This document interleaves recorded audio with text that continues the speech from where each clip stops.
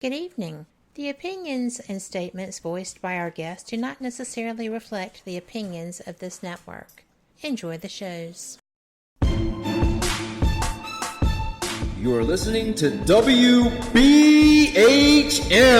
Digital Broadcasting, the best in paranormal talk only on Paranormal Experience Radio.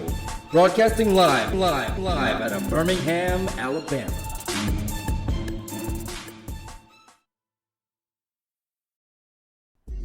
This is Ghost Talk with 187 PI. Sit back and prepare yourselves for an adventure into the paranormal world with host Shelly Robertson and 187 PI research team. Ghost Talk is broadcasting live from Ohio's most haunted jail. Learn about their ongoing research at the jail and abroad, investigation techniques, and their personal encounters. Here is your host of Ghost Talk and 187 PI founder, Shelly Robertson.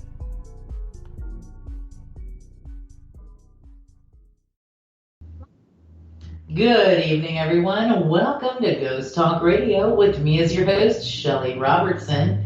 Tonight, Kristin Boyd is here with me. Hello and welcome, Kristin. Hello. We have a pretty interesting show planned for you tonight.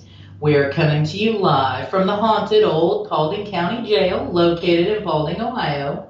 Before we get started, folks, I would like to invite all of you, our listening friends out there tonight, to join us in our chat room at WBHM-DB.com, where you can join in on the conversation and ask us any questions you may have. So, let's set the scene for tonight's show, shall we? Picture this, folks. You're walking along, and you're alone on a trail through the woods near dusk, thinking it would be a really relaxing walk, melting away the day's stress by breathing in the fresh air and listening to the sounds of nature. The sun begins to set in the horizon, and the shadows from the trees, they grow longer as the surrounding path begins to hide behind the shadows. You think nothing of this as you're taking in the scenery and continuing to let the day's pressures melt off you. But then a twig snaps in the darkened surroundings, and you begin to realize that the once peaceful and secluded stroll now seems to be a bit too secluded. You begin to feel quite alone. Brushing the sound off to small animals or birds within the trees, you continue on the path at a bit quicker pace. At this point, your senses are heightened due to the unexpected disturbance of your once relaxing stroll. Your only focus now is to get back to a safer, less secluded area. As you continue on your walk, now becoming more driven by heightened awareness, you begin to notice shadows in the woods surrounding you. They seem unfamiliar and becoming ominous as you pass them. More sounds are emerging from the darkened surroundings. Some you cannot recognize, and some that are very unfamiliar to you. Your heart begins to race, and your pace picks up, and all you can think about is getting off this potentially dangerous path. You begin to see shadows right next to the path that are most definitely not that of animals you've ever seen before. And the sounds you are now hearing, in a mix of scratches, moans, and even what seems to be muddled screams, at this point, you are at a fast trot, folks, and finally approaching the end of the trail. By the time you get there, you are out of breath, and the relaxing stroll through the woods ended up being a panicked and almost traumatizing experience that you never want to face again. This example is just one of many of what people have experienced when being in the woods or forests. Other stories involve murders, burial grounds, cursed land, trauma, and even unworldly beings. and these events take place all over America.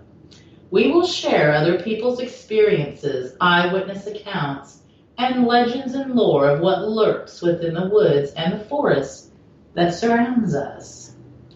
This first place that we're going to visit, folks, is in Massachusetts. It's Freetown Fall River State Forest. And it is a part of what is called the Bridgewater Triangle, which is about 200 square miles of land that includes several towns, which are all booming with unexplained phenomena. However, it is Freetown State that carries the bulk of these paranormal occurrences. Since colonial times, the area has been the site of UFO and black helicopter sightings. Poltergeists and orbs seem to be very common, along with balls of fire and spectral phenomena. There have been countless sightings of all of the alleged Bigfoot, along with troll-like creatures and unnaturally giant snakes. This area is also known for cattle mutilation and strange disappearances. And we all know what cattle mutilation is attributed to. They connect that with the extraterrestrials, right? Many believe that this forest, its haunted history truly began when settlers purchased the land that actually belonged to the Indians and their sacred burial grounds. It is said that this transaction cursed the land, which has now been the site of not only all of these odd occurrences, but also of satanic rituals and even murder. The most famous murder to have taken place here would have involved a local pimp and the killing of several local prostitutes. The pimp was known as Carl Drew. He was charged in several of the murders of the prostitutes. That he was actually convicted and charged with 3 of them. And these prostitutes also worked for him. One of them had been dumped in the forest. Several witnesses came forward stating that Drew was a cult leader and the murders he committed were part of a human sacrifice. Well, another gruesome murder within this area involved a young girl who had been kidnapped, beaten, then tied to a tree in the standing position, which ultimately caused her death. Now, when she passed out from the beatings, her body fell forward, causing her to lean against the rope that she was tied up with, which caused her to suffocate when she was in her unconscious state. Now, shapeshifters have also been spotted here as well. The most common creatures seen besides the infamous Bigfoot is troll-like beasts. Now, witnesses state that they are around 2 to 3 feet tall with smooth, hairy gray skin. They enjoy causing mischief and mayhem around the areas they are seen. Now, if that isn't enough, in 1974, Ronald Reagan himself reported a UFO sighting when a strange light began tailing their plane.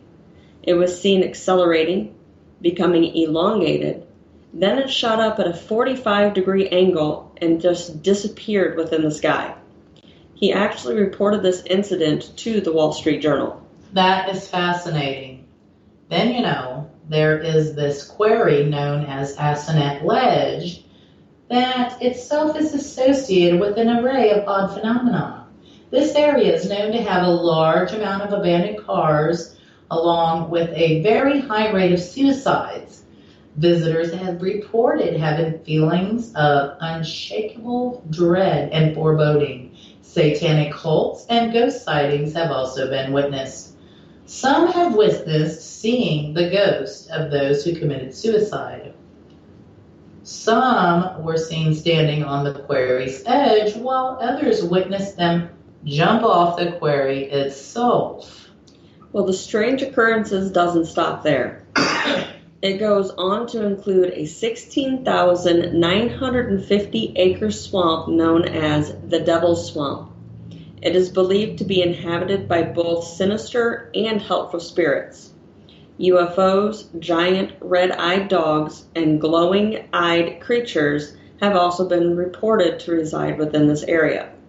It appears this area is full of a lot of negative energy, an array of odd occurrences. It's no wonder it's referred to as the Bridgewater Triangle. Yes, fascinating, like Bermuda. Exactly. Now we're going to travel to California, where we take you to this place called Elfin Forest. Elfin Forest is about 7,000 total acres of mountain scenery that is filled with beautiful hiking trails and campgrounds that are very popular amongst outdoorsmen. But don't let that beautiful scenery take you by surprise when we tell you that this area is considered to be one of California's most haunted regions. There are many lores and reports of sightings in this area, and we will tell you about a few of the most well-known ones.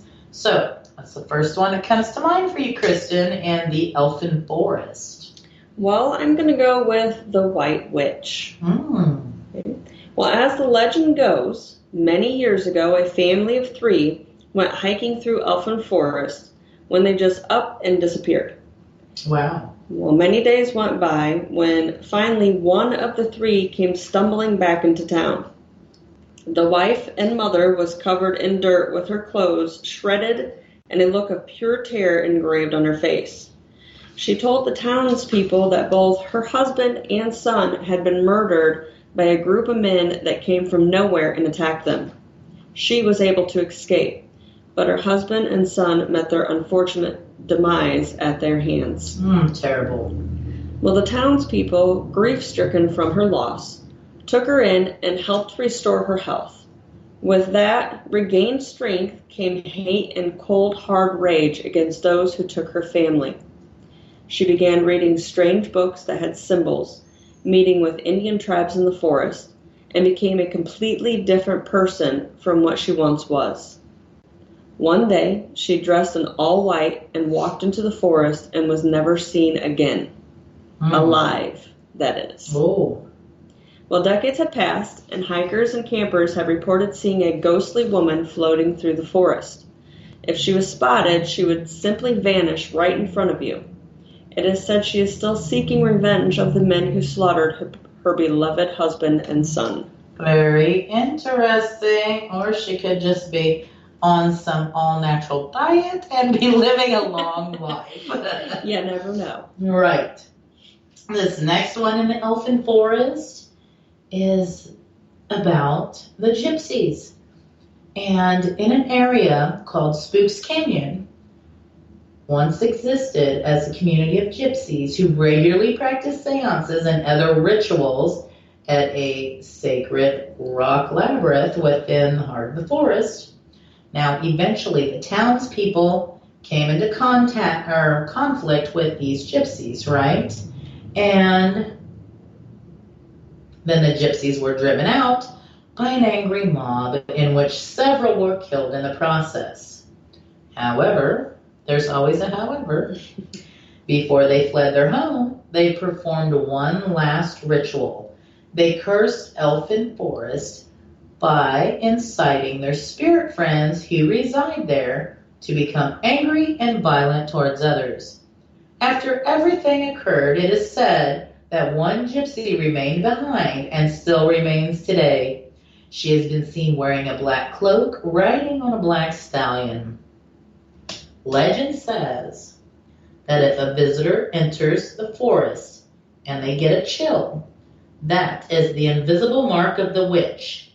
And it goes on to say, should a bearer of that mark enter the forest again, they will not leave. She will ride up on her black stallion, and they will die instantly in her presence. Wow. Well, next, in Elfin Forest, we're going to talk about Quest Haven. Oh. Quest Haven was once an insane asylum that was nestled within the forest, and the stories behind it includes nothing but tortured souls and how they still roam within the area. However, the most popular story of Quest Haven is that of the white owl that resides here. 10 feet tall while standing on the ground, the creature is said to soar through the night sky between midnight and 2 a.m. It is said that it seeks human prey and has even ripped through the roof of cars to get them. Needless to say, many do not dare in tempting their fate during these witching hours. Wow. You know what? No place is safe within that forest. It doesn't sound like it. Should we go and test anything out? I think it would be fun. Okay, folks, next we're going to take you to a very well-known national park that thousands of people visit every year for its breathtaking views. And out of those thousands of people, the majority of them have no idea how truly haunted it is. And that is, folks, Yosemite National Park in California. This natural forest doesn't just consist of the beautiful scenery and the nature that so many go here to view every year. It is a bit more of a sinister side that many people are unaware of. So, if you visit to take in the views, remember, it is also said that this national park harbors ghosts, cursed lands, cryptids, and even demons. And the first area we'll talk about within Yosemite is the ghost of Grouse Lake. Okay, there's this guy named Galen Clark, and it's Yosemite's very first park ranger. He reported Yosemite to be haunted around 1857. Now, as he was passing by Grouse Lake, he heard a wailing sound coming from it, to which he reported to the local Native Americans. Now, they warned him to stay away from the lake. The wailing sound was coming from the spirit of a young boy from the Indian tribe, and he had drowned there years ago. They say that he lures people into the water with his cries. Then he pulls them under to drown them. That's pretty creepy. Yes. Well, another area within Yosemite Park is the Curse of Tenya Canyon. Here, the terrain is very rough. If one decides to hike its path, one must endure mandatory swims, dangerous climbs, numerous waterfalls, and slippery, glacier-polished granite rocks. Oh, that sounds dangerous. Well, the NPS even strongly warns the most experienced hikers against taking this 10-mile trail. Now, on top of the dangers of this canyon's hike, also comes the legendary curse behind it. The story goes to say that in the 1850s, Chief Tenya placed a curse on the canyon as revenge for the death of his son due to the state of California sending in troops to relocate the tribe. Park rangers refer to this canyon as the Bermuda Triangle of Yosemite, as hikers have been known to simply just disappear and their bodies have never been found. Oh boy, another triangle. Another triangle. Next we're going to go, and it's still within this Yosemite National Park. It's the Brideville Fall and the Pahono Demon. The Pahono is the name of a demon that roams the area around the falls, and it's been known to attempt to lure people over its edge, okay? It is said the demon puts you into like this hypnotic trance and has you follow a misty rainbow, which so happens to be at the fall's edge. And once you reach it, the wind is said to pick up and attempt to push you off and over the falls to your death. Well, next we continue on with the spirits of the Ahwahnee Hotel. This hotel is the most historic of all the hotels in Yosemite and is also known to house not only visitors of the park, but also a few ghostly guests as well. Oh. Mary Tressiter was a huge influence on the development of the hotel and lived in an apartment on the 6th floor until her death in the 1970s. Ever since her death, many visitors have reported seeing an apparition and strange activity occurring on this floor. John F. Kennedy has even been known to show himself here from time to time as well. In 1962, he visited the park and stayed on the 3rd floor. He was brought a rocking chair to help alleviate his back pain during his stay. Now, many guests have reported seeing a phantom rocking chair in his original room, although such a chair has not been a part of the hotel decor for many years. Oh, so it's the phantom rocking chair. Next, we're going to talk about the cryptids within the park. I tell you what, this park is also known for bizarre and unworldly creatures that have come to be known as the night crawlers. As strange as it may sound, folks, these creatures look like a pair of walking pants. Now, I'm not going to lie, I would love to see that. A pair of walking pants, okay? It is rumored that the local Native Americans believe they are aliens that come here to reunite humanity and nature in harmony. There are even statues and totem poles of Native American origins that date back many years, confirming these creatures have been witnessed for some time and by many, many people. And with that, we'll be back after this short break. You are listening to Ghost Talk Radio on WBHM Digital Broadcasting.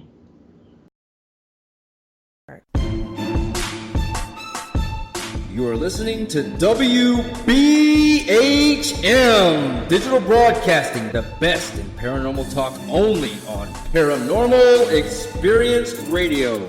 Broadcasting live out of Birmingham, Alabama.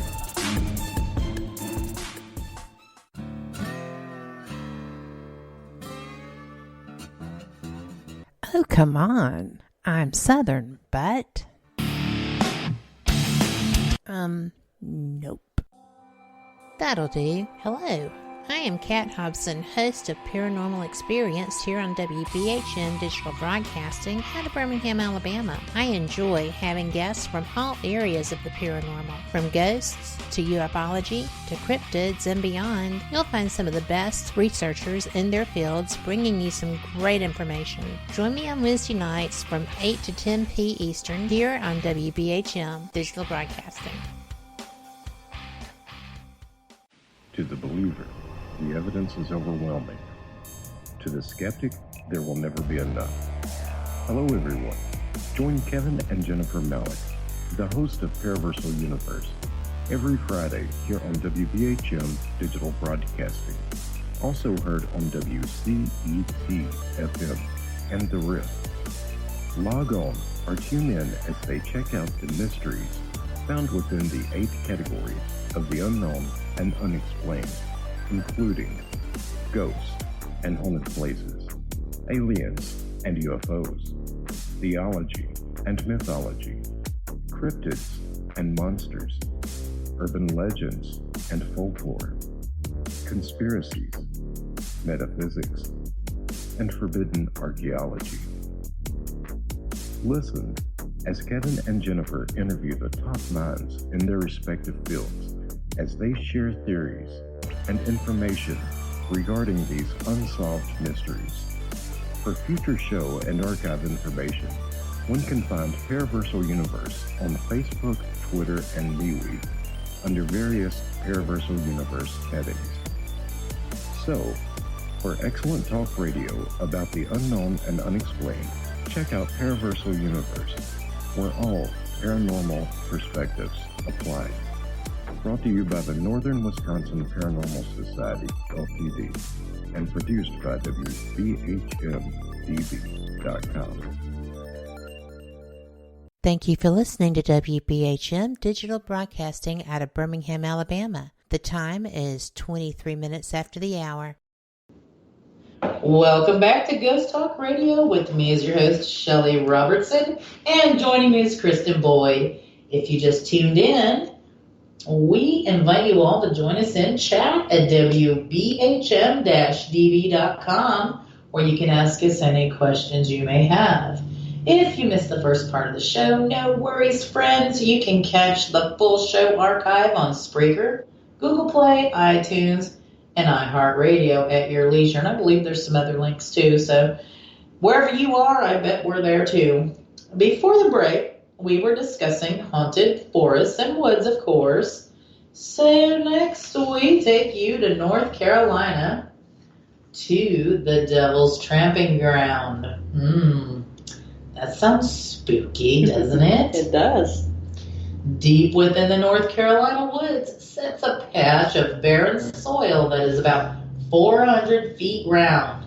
No vegetation has ever grown here. It is said that the Department of Agriculture has even taken soil samples, but has never come up with a reason as to why this mysterious circle remains barren. Vegetation transplants have even been attempted, but not even a weed has ever survived within this circle. The legend states that this 40-foot circle is where the devil himself walks at night, and his pacing from his scorching hooves, of course, has killed off all the vegetation and will not allow anything else to grow, right? Objects that have been placed within the circle before dusk will have been violently moved outside its boundaries by dawn, and that is something I would like to witness.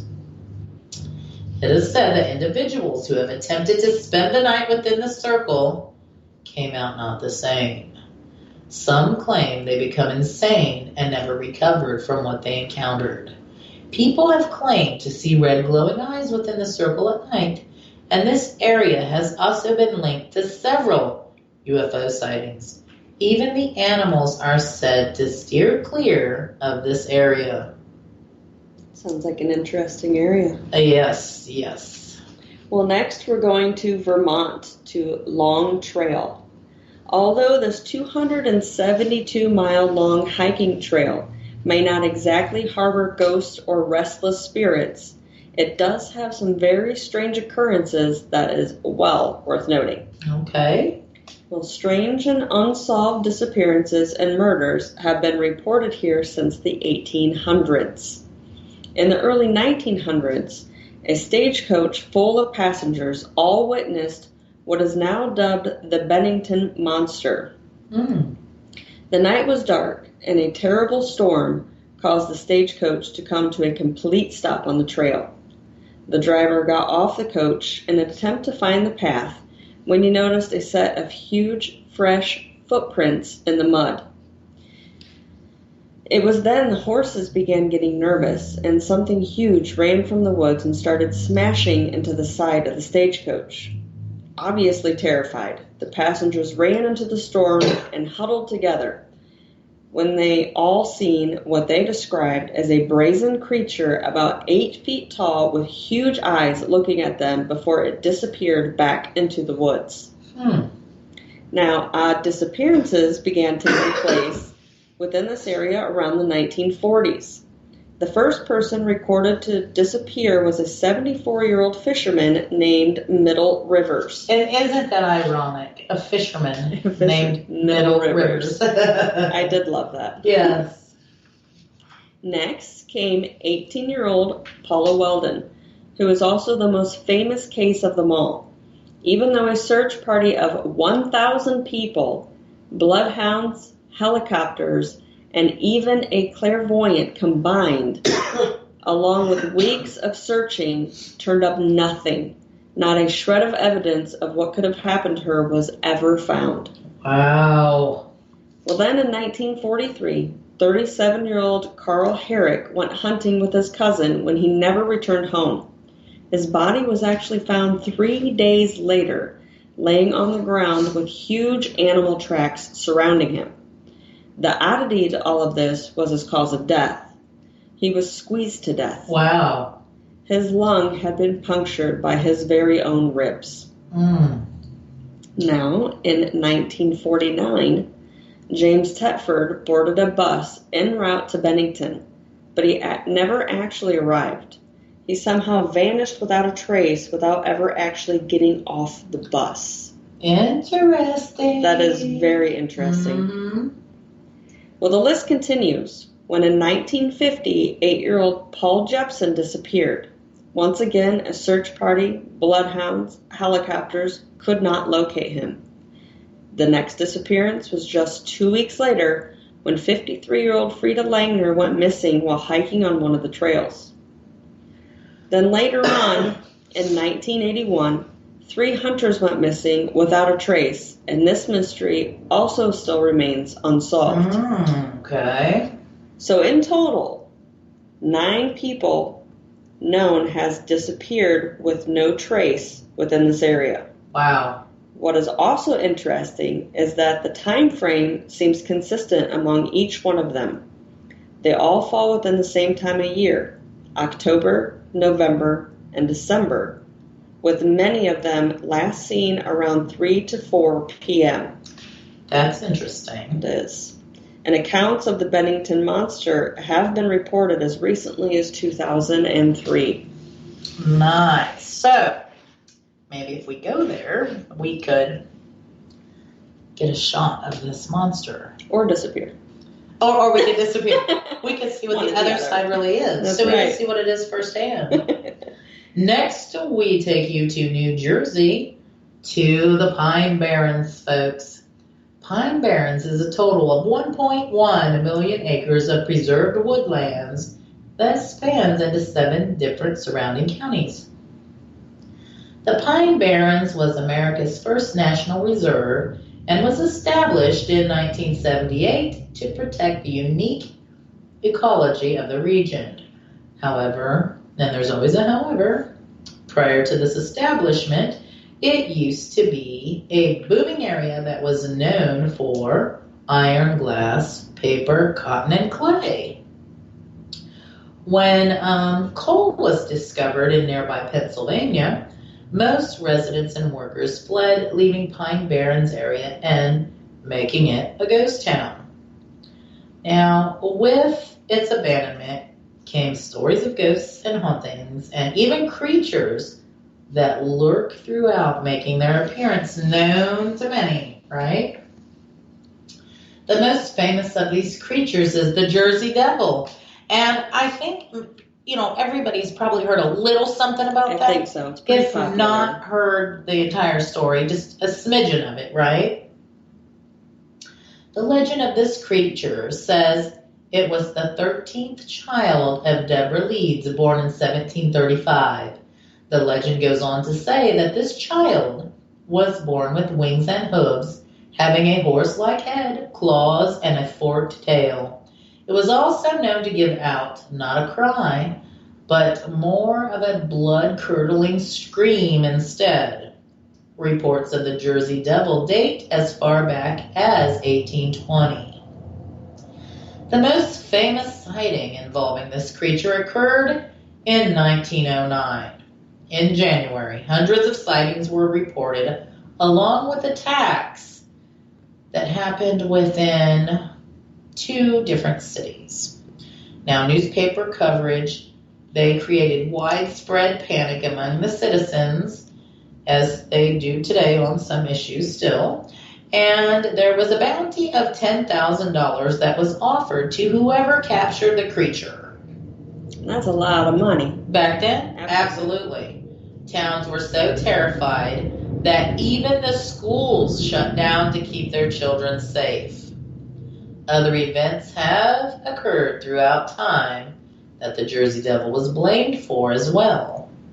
In the 1840s and then again in the 1920s, livestock was found mutilated, and the creature was blamed for those events as well.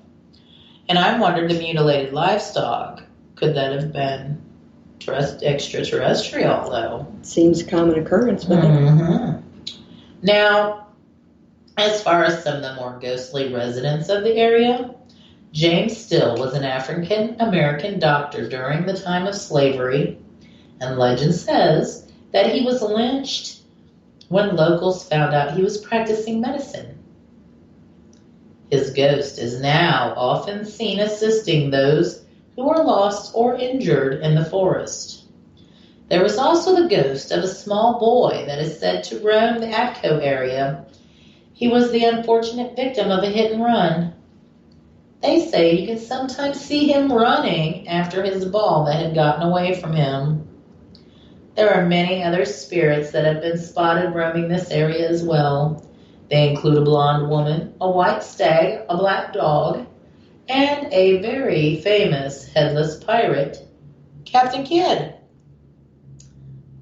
Continuing to our next stop, Kristin, where shall we go?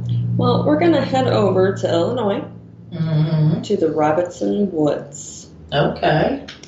Well, the Robertson Woods is a 265-acre plot of woods that back in the early 1800s, roughly half of it belonged to a man named Alexander Robertson, who was the chief of several combined American Indian tribes. Wow. His tribes helped save people during the Fort Dearborn Massacre, and because of that, was promised that he, along with his family, would be buried in his woods when they died. However, the city broke their promise and buried them all elsewhere. Oh. And because of this, it is said that his spirit still haunts the area where he and his family should be laying to rest. You know, that was common, the treatment of Indians back in those days. It's horrible. Yes. Now, there have been reports of seeing weird flashing lights within the woods, odd smells that arise from nowhere, along with strange sounds that cannot be explained, even sounds of drums beating within the distance. Witness accounts include children, runners, and even the local police. Oh. Now, terrible murders have also taken place here. 3 people were strangled to death and left completely naked in a ditch. Oh. Well, these murders went unsolved until 1994. Wow. All that time. Next, folks, we're going to travel to Maine. We take you to Randolph Forest. Randolph Forest was established in 1887 and is littered with stories of paranormal, right? Many of which take place on what is known as the old narrow gauge volunteer trail. That's a mouthful. It very much is. And can you imagine the sign for that little tract of land there? And a bicycle path that was originally constructed in the 1890s was there, and it was used through 1920s. And on this bicycle path through there, it would transport passengers and goods to the nation's first veterans hospital. The nation's first veterans hospital. Very interesting, right? Now, excuse me. Locals say that there is a place within the forest that not even the birds will chirp. The area is dead, okay, having no sound. Even on the sunniest of days, this particular area seems void of all the sunlight, all the sun shining down, and it remains in the darkness. Now, they claim the land there just isn't right, and no one is ever willing to stay there for long. Feelings of uneasiness and being uncomfortable plague all who dare to visit this area. Other claims have been reported, people seeing shadow figures darting through the forest, along with hearing disembodied voices and seeing glowing orbs floating through the trees. A more recent sighting on this land is that of a once local resident who was referred to by many of the people there as Bicycle Larry. And how fitting, for a bicycle path. He was always seen riding his bike through the trails. He mysteriously disappeared in 2004 at the age of 55. The person who he was living with, 64-year-old Norris Perry, died by suicide also in 2004, to which he left a note, and he confessed to murdering Larry and burying his body in the brook behind their home, right? However, and there's always a however, Larry's body was never found.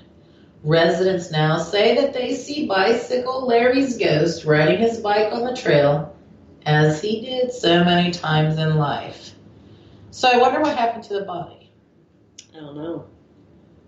Be interesting to find Maybe out. that creature got it. Hey, maybe. That might be it. Yeah, the creature got it.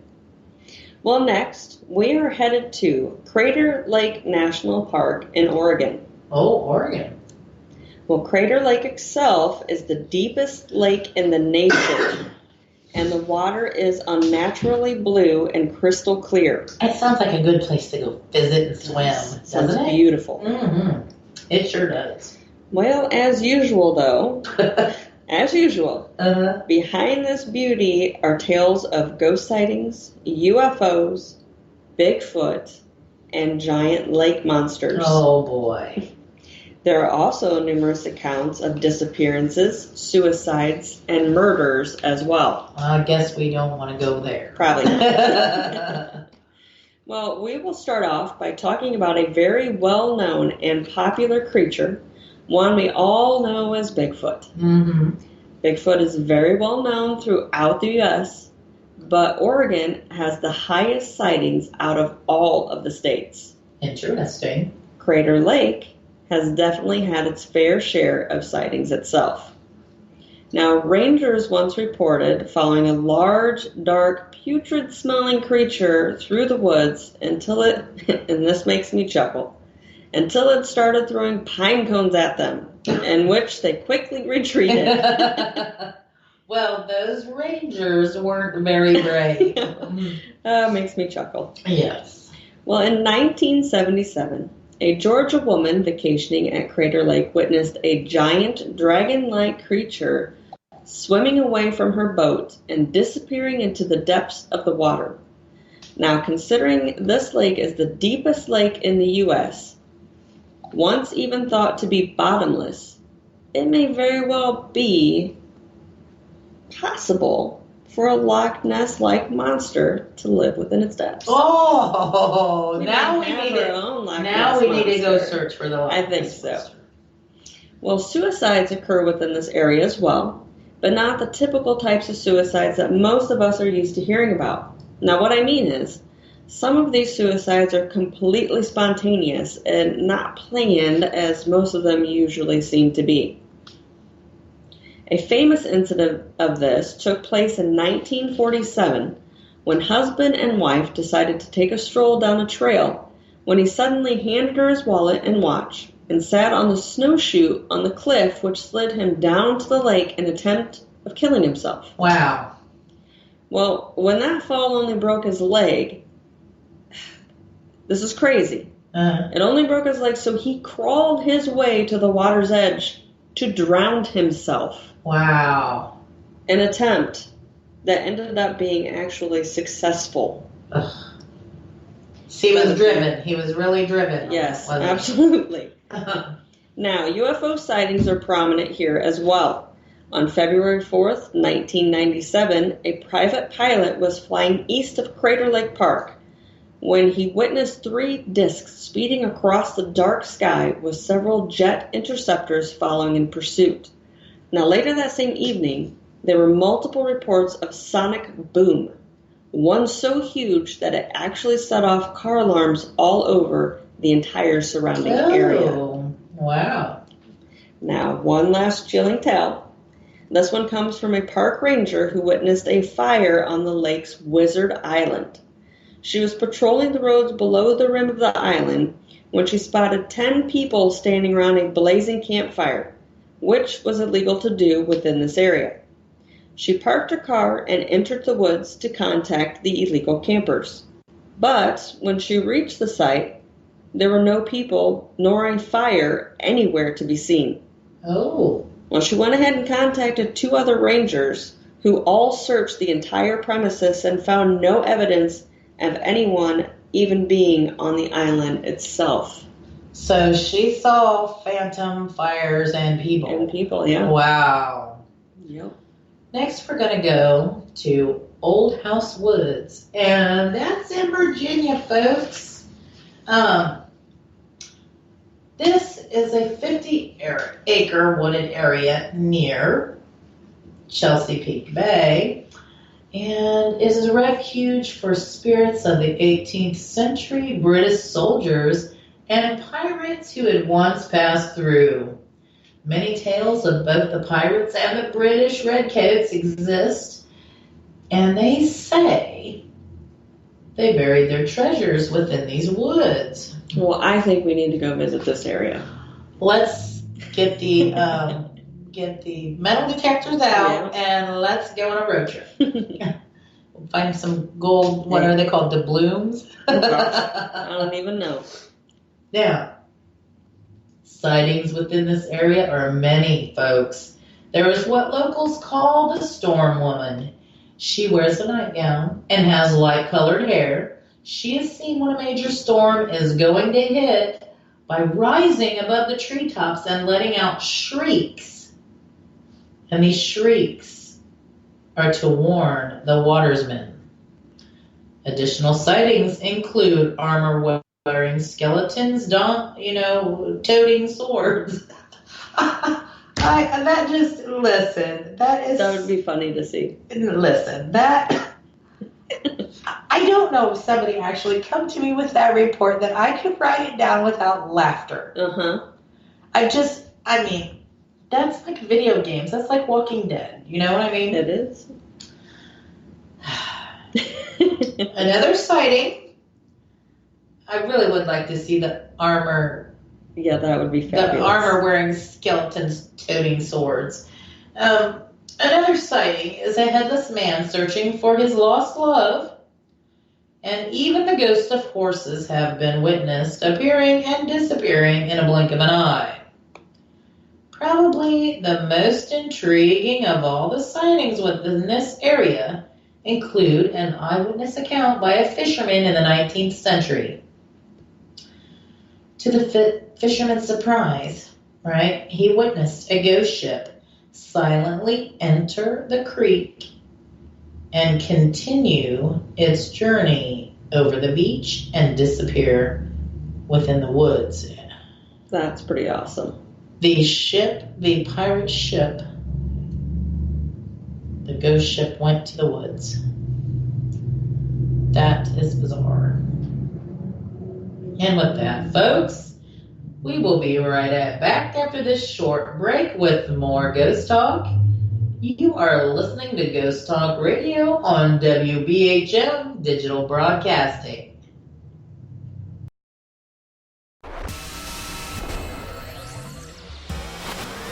You are listening to WBHM Digital Broadcasting, Birmingham, Alabama.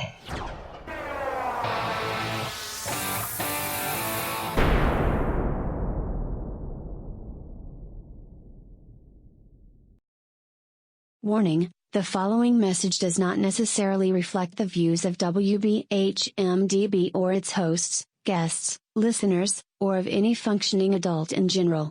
In fact, Frank should probably seek professional help. Listener discretion is advised. Hi there, Frank Lee here. I thought that I would spend a few moments telling you about the positivity from the network here. The overall message of para-unity and happiness, and how everyone here wants to get along with everyone out there, and how everything is just wonderful. Wait, Cat's not looking. Okay, I've got something to really tell you.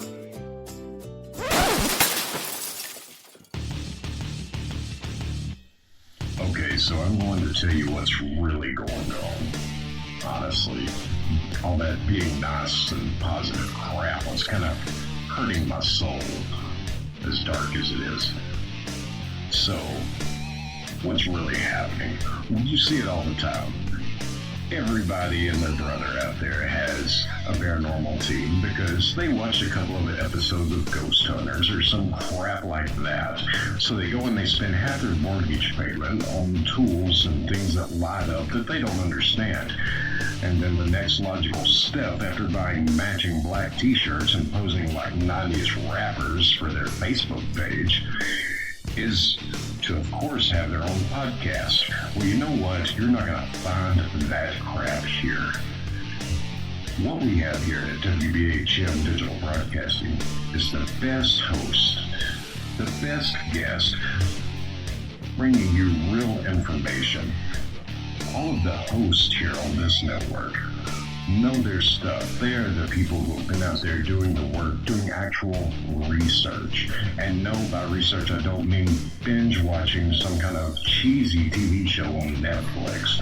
I mean reading books. I mean out in the field doing the legwork. And who are they interviewing on their shows? They're bringing you the people they have learned from. They're bringing you the best in the field, covering all kinds of topics from UFOs and aliens to Bigfoot to cryptozoology to ghosts to anything you can think of, a bit strange and unexplained. It is here, and you're going to get the best information here. So stay tuned to WBHM Digital Broadcasting. Don't go anywhere. Speaking of going somewhere, I've got to go before my mic gets cut. We'll see you there on WBHM-DB.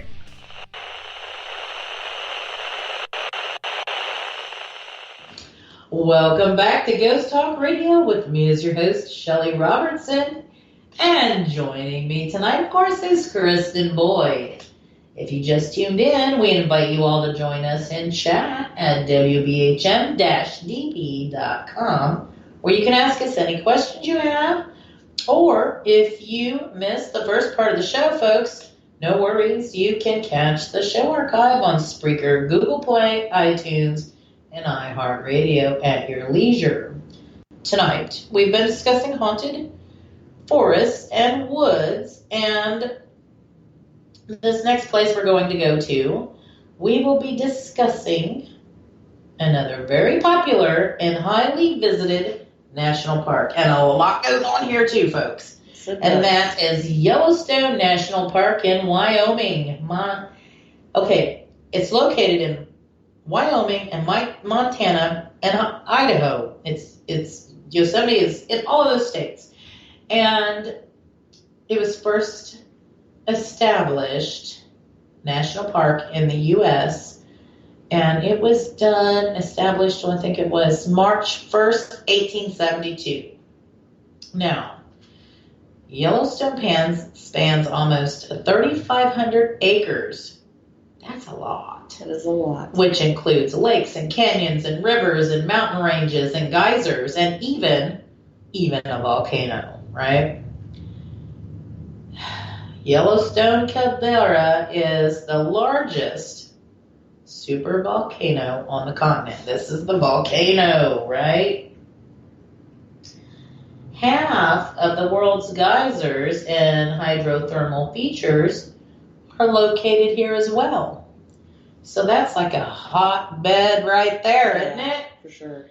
Now, on top of all these these amazing features that Yellowstone has within its, forests and land span, it's also known to be quite haunted, folks, with many gruesome tales of murder and unfortunate deaths to go along with them. And of course, when you have unfortunate deaths and murders, you tend to have hauntings, right? One of the first tales of a haunting, it takes place at Yellowstone's Old Faithful Inn, and it involves a newlywed couple who decided to stay there for their honeymoon. The story goes, they had a fight over money in which the husband stormed out, leaving his new bride alone. After a few days of not seeing her, the staff went to her room to check on her, only to find her beheaded body laying in the bathroom. Her severed head was found at the crow's nest.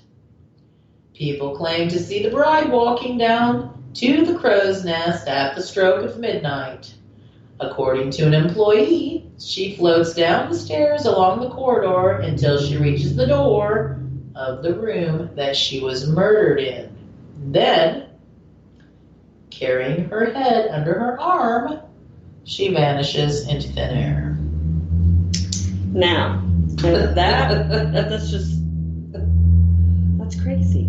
That is killing crazy. your bride because of a spat over money. Yes. And In what's a very crazier gruesome is manner. to see the ghost carrying the head.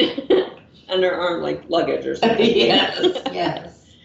Well, if that story wasn't chilling enough, there's another quite shocking event that happened to an employee in the 1920s when his supervisor told him to go inspect the wrecked E.C. Waters steamboat on Stevenson Island. Oh, okay. Supposedly, there were partygoers aboard the wrecked ship the night before, and they wanted to make sure everything was okay and in order. However, this man encountered much more than what he expected. A storm was brewing just as he came across a body in soaked clothing that resembled the fashion of an earlier century. The man had no pulse, his eyes were bulging, and his face was blue. But as suddenly as the employee came across the body, it vanished, as did the impending storm. Oh. Now, these are only a few of the stories Yellowstone has to offer. There are several more that are just as frightening and interesting as these. Right. I mean, we would have... some of these places even have more than what we could go over tonight, For sure. in our showtime. We've only been able to cover just a small pinch of these haunted woods and forests. There are many, many more places with many more hauntings and stories to tell. Many of you listening tonight very well may have a haunted woods or forest near you, and you may even have a story to tell as well. So, those of you listening, you can always, if you have an interesting story to tell, you can always message us on Ghost Talk Radio on Facebook. Just type in Ghost Talk Radio and we'll pop right up. Send us a message. Tell us your haunting tale. We would love it. Yes, and we will feature it in a future show. Yes, we will. For all those of you who have stories to tell. Now I want to talk a little bit about what's going on here at the old Baldwin County Jail, located in Baldwin, Ohio. We just had the heating and air conditioning installed here at the jail, so we are very excited about that. Absolutely. Especially since it is like, when we got here this evening, it was 27 degrees. It's probably like 24 now. Probably. I want to give a little shout out to Morris Heating and Air of Defiance, Ohio for taking on this task and doing such a great job. They did have their work cut out for them, I will tell you that. Now, we are getting ready to amp up the escape games here at the jail for the winter season. We did have to take a short break while the furnace was being installed, And over the next week or so, we will have the escape games schedule for the winter up and posted. The escape games are so much fun, and the proceeds help to fund the restoration efforts here at the jail. To learn more about the game themes and booking info, just go to jailbreakcode9.com, and that's the number 9. So, okay. So many of you who follow us, you know that we did an investigation here at the jail on October 31st, All Hallows Eve, where it is said that the veil between the living and the dead is the thinnest, and more spirits try to communicate with the living. So, Kristin, tell all of our listening friends what it was that we found, more importantly, what it was you captured that night. Well, first I have to say, they sent me up to the 3rd floor absolutely by myself. In the dark. In the dark. With just a FLIR camera and a few other pieces of equipment. Mm-hmm. So I was wandering around up there, maybe about 20 minutes or so, shooting some different photos here and there. And as we went to review them, I think all of us were just a little bit astounded to realize I was completely and utterly surrounded by ghosts. You absolutely were. You absolutely were. And some we have never seen before or had no clue that were here. Yep. We will let you know that it was a rainy, drizzly night, right? Yes. Mercury was in retrograde, which is supposed to help with the hauntings, right? Spirit communications. And the crazy thing is, with this place and rain and storms, we have found that it's hard for them to communicate vocally. Yeah. It's the vocal phenomena is like next to nothing normally. But we got a lot of talking. We did. On Halloween. We did. During the rain. Lots of pictures, lots of talking. But explain to them the pictures you captured that we found so amazing. And folks, I will be posting these up over the next couple of days so y'all can get a look at them. They are so interesting. Let them know what you got. Well, the first photo I captured was 3 women of 3 varying ages, and you could actually see that on their faces. Mm-hmm. The next series of photos I got was of 2 children. They look like they were standing, like facing each other, holding hands. Yes, they were very close to one another. Yes. I found a little girl with pigtails peeking over the balcony over the stairs. Very prominent photo. Was. The creepiest, absolute creepiest one that I think that we got. Yeah, that was shocking. It was shocking. The women, we expect to see the ladies because we hear ladies talk. And even the children. And the children. But this next one is a little disturbing. It is. When we really got looking at it, it took a little bit to be able to find it. But we got half of a man, and we were trying to figure out why we could only see half of him. Mm-hmm. When we come to realization that he was dragging a woman by what it appeared to be her neck, either unconscious or dead, up the staircase.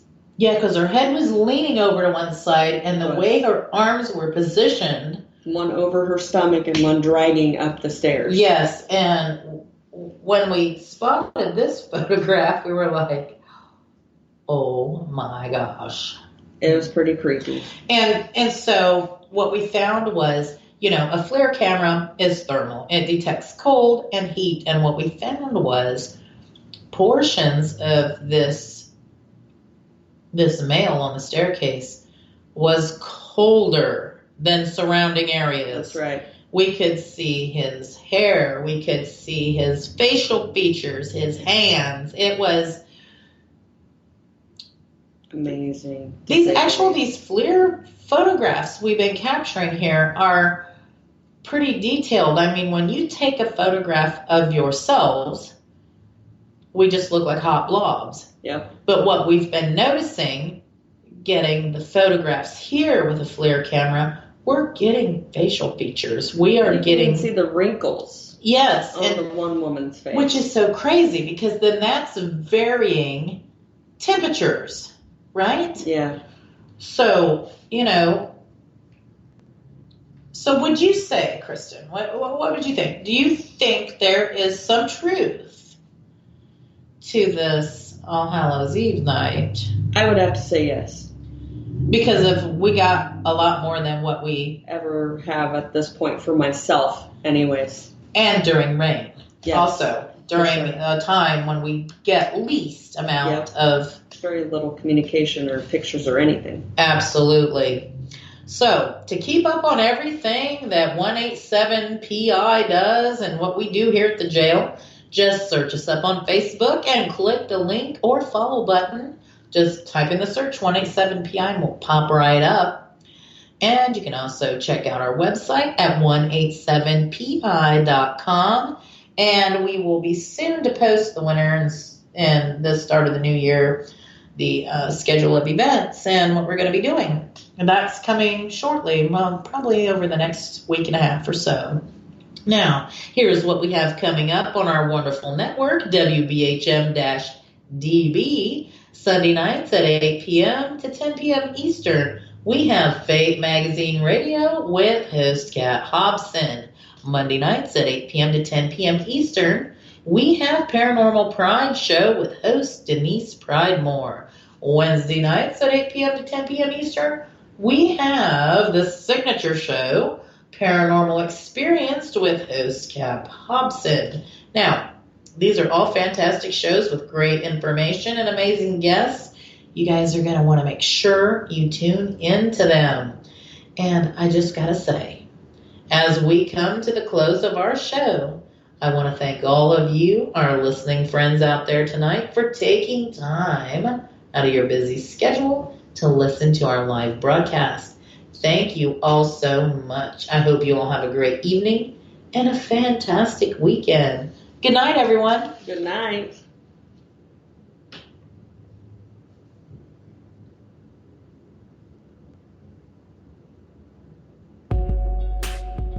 You are listening to WBHM Digital Broadcasting, the best in paranormal talk, only on Paranormal Experience Radio, broadcasting live out of Birmingham, Alabama.